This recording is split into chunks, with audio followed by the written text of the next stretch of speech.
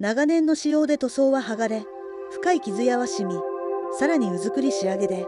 凸凹がひどく、文字も書けない状態になっていました。職人が丁寧に研磨し、傷や剥がれをしっかり削り落とします。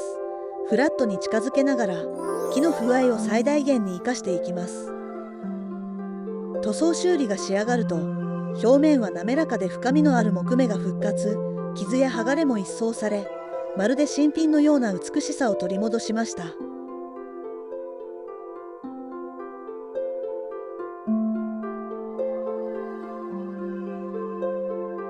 足を取り付け、本来の姿へ、